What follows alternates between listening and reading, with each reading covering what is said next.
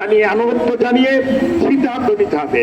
আল্লাহ রাব্বুল আলামিন অন্য আয়াতে বলেছেন ওয়াইদু লাহুম মাসতাআতুম মিন কুওয়া, হে মুসলিম মুমিন, হে তোমরা শক্তি সঞ্চয় করো, যতটুকু তোমাদের সামর্থ্য আছে ততটুকু শক্তি সঞ্চয় করো এই জালেম কাফের এবং আল্লাহ বিরোধী আল্লাহর আইন বিরোধী শক্তির বিরুদ্ধে।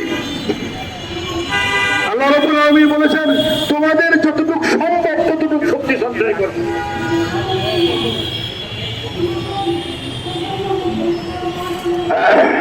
জি, আমাদের শক্তি সঞ্চয়ের সময় আসছে। আমাদের উচিত এই প্রতিবাদ সভা থেকে প্রতিজ্ঞা নেওয়া এবং সিদ্ধান্ত গ্রহণ করা যে আমরা ঘরে ঘরে মহল্লায় মহল্লায় দুর্গ করে তুলব।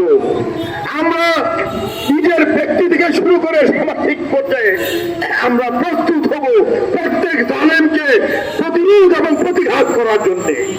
আমাদের লক্ষ্য রাখতে হবে ইহুদিবাদী আমেরিকা সহ যখন ইরানের উপরে নির্যাতন শুরু করলো, ইরানের জনগণ মসজিদ মাদ্রাসায় স্কুলে ইউনিভার্সিটিতে রাস্তায় বিয়ের অনুষ্ঠানে অস্ত্র নিয়ে তারা মহড়া দিচ্ছে এবং জানা দিচ্ছে হে ইহুদিবাদী তোমরা মনে রেখো আমরা প্রস্তুত তোমাদেরকে জবাই করার জন্য।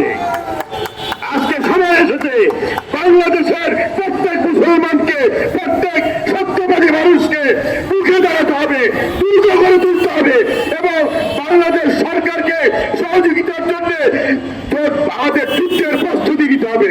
ভারত এবং মোদীগঞ্জ যারা বুঝতে পারে না মুসলমান বলে যায় নাই, তারা আমাদেরকে এমন আঘাত করবে যে আঘাতের মাধ্যমে গাছওয়ায় হিন্দের মাধ্যমে আমাদেরকে পরাস্ত করবে।